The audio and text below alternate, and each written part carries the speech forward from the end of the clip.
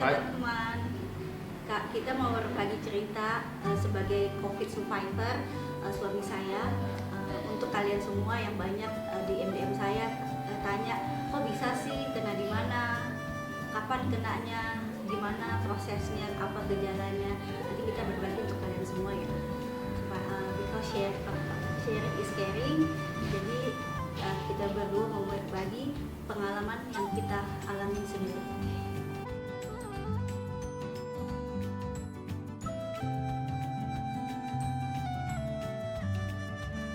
Itu suami saya itu di tanggal 25 ya, tanggal 25 itu demam biasa aja sih, nggak sampai tinggi, cuma 1 hari selesai. Itu kita pikir ya itu demam biasa aja. Besoknya beraktivitas normal. Dia mulai bergejala agak lumayan itu di hari Kamis minggu depannya. Itu mulai mual, kembung, diare, dan nafsu makannya menurun sekali gitu loh. Tanggal 2 Juli. Ya, tanggal 2 Juli. Saya sebagai istrinya itu memang agak curiga apa dia COVID ya gitu. Jadi makanya keesokan harinya Jumat saya putuskan untuk kami berdua melakukan rapid dan swab. Untuk suami saya swab dan saya rapid. Berhubung swab itu hasilnya kita kan tinggal di Palembang, hasilnya nggak bisa langsung dalam 1 hari. Jadi harus menunggu hasil swab, sedangkan saya rapid hasilnya bisa dalam hari itu juga, dan saya puji Tuhan hasilnya negatif. Tapi setelah itu kita balik ke rumah, suami saya juga masih dalam keadaan lemes, dan besoknya bukannya bertambah baik malah getting worse gitu loh. Makanya saya juga cemas. Pada hari Minggu itu Minggu pagi, jadi saya putuskan untuk membawa suami saya ke rumah sakit. Mungkin perlu dijelaskan juga sebelum, karena saya kan gejalanya lebih ke mual, kemudian pusingnya sebenarnya kalau saya makan obat anti pusing seperti Panadol merah atau Paramek, pusingnya hilang, tapi nanti setelah berapa jam kemudian pusingnya kembali lagi. Tapi yang utama gejalanya saya itu cuman mual. Jadi mual itu nggak nafsu makan, mungkin saya paksain makan itu cuman Sedikit banget. 1/5 lah, 1/5, 1/6 dari porsi biasa. Kemudian pusing itu saya akibatnya sehari itu saya bisa makan 2 kali obat pusing yang isinya paracetamol. Dan untuk obat mualnya saya makan domperidone, tapi itu nggak ngefek. Jadi saya tetap mual sampai hari Minggu kita ke salah satu rumah sakit swasta, karena saya kan pikiran saya nggak COVID, karena gejalanya saya agak beda dengan COVID yang pada umumnya ya. Tapi ternyata di sana waktu setelah saya di CT scan dan CT scan paru dan darahnya rapid itu hasilnya positif IgM-nya. IgG-nya negatif, ya dalam artian saya masih dalam infeksi tahap awal, dan CT scan saya menunjukkan bahwa ada GGT, yaitu ada lesi di paru-paru, lesi putih-putih, kiri dan kanannya. putih-putihnya terutama di bagian kanan, Tapi masih tahap rendah. tapi masih dalam kondisi mild. Nah, dari situ saya divonis kemungkinan besar terkena COVID karena rapid testnya IgM-nya udah positif. Dan di paru-parunya udah ada pneumonia walaupun masih mild. Tapi karena rumah sakit tersebut penuh untuk bagian COVID-nya karena harus diisolasi, akhirnya kita pindah ke rumah sakit Hermina. Itu atas bantuan sepupu kita, Dokter Minerva yang di Jakarta, Dokter Novi, Pak Devi, spesialis THT Hermina. Pokoknya banyak pihak-pihak yang sangat membantu kami untuk mendapatkan rumah sakit yang kosong untuk pasien COVID pada saat itu, karena saya juga panik kan, karena saya sendirian membantu suami saya gitu, karena waktu itu dia lagi lemes banget, yang pikiran saya cuma suami saya harus segera diinfus gitu aja.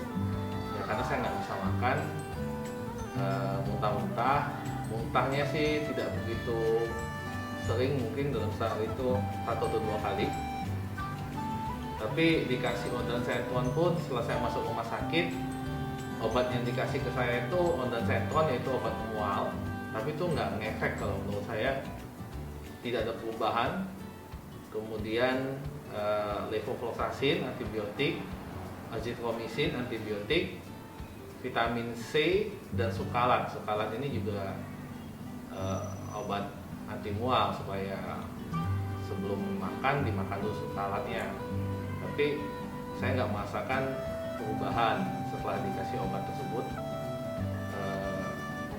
Pada hari Minggu sampai Senin itu saya nggak merasa ada perubahan. Nah, hari Senin itu saya dikirimin Senin malam ponakan saya, sepupu kita Kunita, saya dikasih SOP. disuruh coba nih, Suruh coba. jadi saya paksain suami saya, kenapa kita nggak coba gitu, SOP 100. Jadi saya paksain suami saya minum, walaupun dia agak mual, dia minum akhirnya 2 bungkus ya. 2 bungkus, jadi satu langsung pada saat itu jam 11 malam saya ingat. Jam 11 malam saya paksain itu dia pun masih lemes gitu loh. Maksudnya saya telepon suaranya masih lemes, ketahuan suara lemes, dan dia kayak mau tidur aja bawaannya gitu. Nah, puji Tuhan Selasa pagi itu reaksinya, puji Tuhan sangat bagus dan signifikan banget. Suami saya bisa nelfon saya duluan dengan suaranya udah lumayan ada, padahal semalamnya suaranya masih agak serak gitu. Dan juga dia sendiri merasa getting better lah gitu loh, dari sebelum day one. Hari Selasa itu saya juga dikasih uksu ya, Selasa itu ya. Ya dari AFC juga. Jadi saya juga makan itu, dan saya merasakan, ini sharing, saya merasakan setelah saya makan itu nafsu makan saya bertambah, walaupun belum 100% hilang.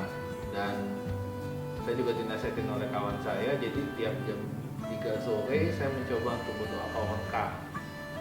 Di kawan-kawan yang Katolik mungkin tahu,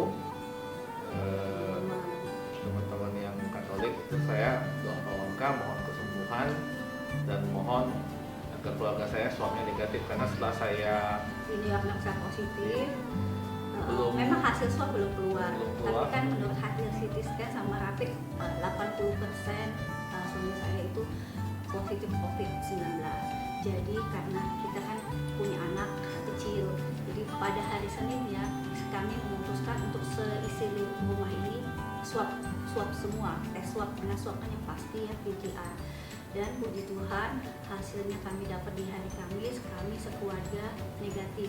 Jadi cuma suami saya aja yang positif gitu. Ya, hasil saya keluar positif, tapi waktu hasilnya itu keluar positif hari Kamis, ya mungkin mukjizat Tuhan, saya itu udah merasa sangat udah merasa sehat gitu, karena terakhir kali saya muntah itu hari Rabu subuh.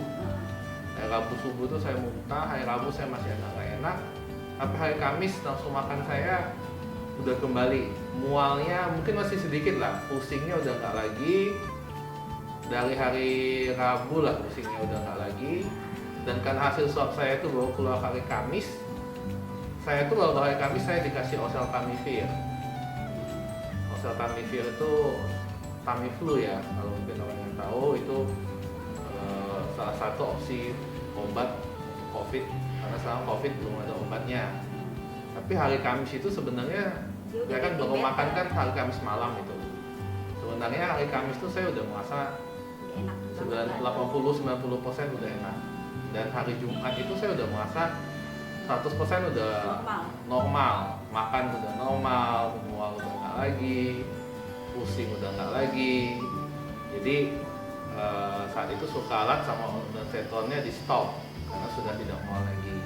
Yang masih dilanjutkan antibiotik, 2 itu vitamin C dan oseltamivir. Karena hari Jumat saya udah merasa sehat, saya tunggu sampai hari Sabtu, siapa tahu kan kondisi kita drop lagi, sambil saya juga tetap berdoa dan makan SOP dan rutin siang malam, pagi malam. Dan malam saya makan satu-satu masing-masing. Dan hari Sabtu itu karena saya merasa Sabtunya juga sehat, jadi karena sudah 3 hari itu dari hari Kamis saya udah merasa sehat, saya minta supaya di swab lagi. Minggu Jadi hari Minggu itu saya di swab lagi. Hari kemudian besokannya saya juga di swab lagi. karena kan harus swab negatif 2 kali baru diizinkan keluar dari rumah sakit, memang persyaratannya kan begitu. Padahal saya udah merasa sehat nih dari hari Kamis. Kamis itu udah 80-90% sehat. Jumat itu saya udah merasa 100% pulih. Sebenarnya kalau sakit biasa Jumat itu saya udah mau cabut gitu. Cuman karena ini COVID, kita harus sesuai prosedur lah ya. Jadi hasil swab itu keluar hari Selasa, puji Tuhan hasil swabnya negatif.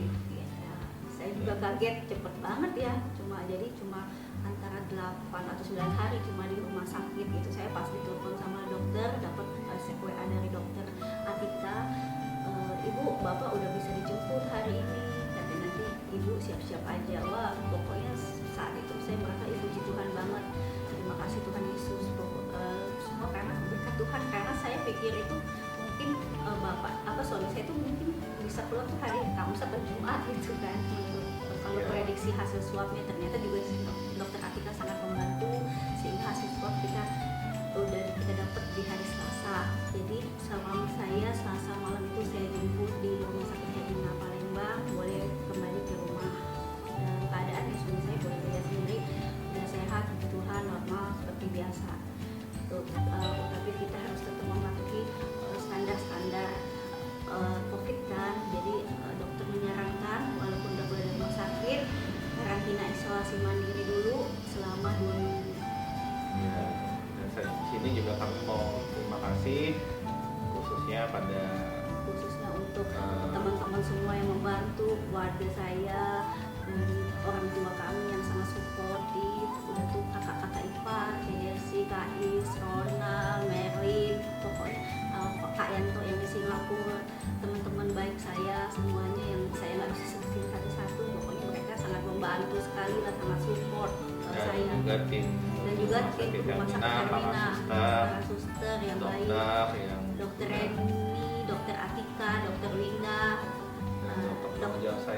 dokter Natali, spesialis paru, terima kasih banyak atas bantuannya, segala lagi suster-suster, pokoknya yang bantu banget itu sangat dipermudah. Puji Tuhan, terima kasih banget. Kita cuma bisa mengucapkan terima kasih, biar Tuhan yang membalas kebaikan kalian melebihi yang kami terima. Jadi tujuan kita juga kita mau sharing bahwa selama saya dirawat, saya merasa sangat lemas sekali. Selain makan obat yang standar, saya juga berdoa ke Wangka dan kita juga makan SOP dan susu dari ASC.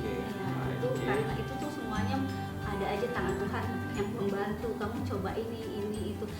Pokoknya kita kalau nggak coba ya nggak tahu gitu. Ini pengalaman kita pribadi karena kita bersedia mencoba, ya puji Tuhan. Suami saya itu nggak sampai 14 hari di rumah sakit, cuma 9 hari dari Minggu sampai Selasa udah boleh keluar, diizinkan keluar dari rumah sakit. Pokoknya semua karena mujizat Tuhan, kuasa Tuhan yang luar biasa bagi kami sekeluarga. Oh iya teman-teman, kita juga mau ngomong karena ini kan wabah nasional ya, dan memang di cover oleh bantuan dari Kemenkes. Terima kasih untuk pemerintah. Tapi bagi kawan-kawan yang punya asuransi, sebaiknya kalau misalnya di cover oleh asuransinya, kita pakai asuransi pribadi saja supaya tidak membebani oleh pemerintah. Karena kan lumayan banyak ya di Indonesia yang kena COVID ini. Kita cuma mau sharing juga aja sih, dan saya juga terima kasih banyak sudah dibantu, ditolong oleh pemerintah, khususnya Kemenkes, rumah sakit Hermina Palembang. Oh ya, SOP itu salmon ovale peptide, itu suplemen makanan dari AFC, Made in Japan.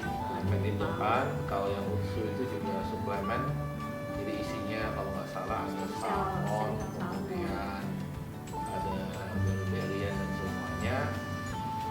Dan itu kemarin saya minumnya Kalau awalnya pagi dan malam. 2 SOP itu 2 pagi 2 malam gitu. SOP itu fungsinya untuk meregenerasi sel-sel kita yang rusak. Kalau yang Utsu itu lebih untuk meningkatkan imunitas tubuh deh. Gitu. Kira-kira sih begitu gitu sih teman-teman. Semoga sharing kami ini, kami berdua bisa membantu teman-teman atau kerabat keluarga teman-teman yang sedang membutuhkan pertolongan. Oke, terima kasih. Stay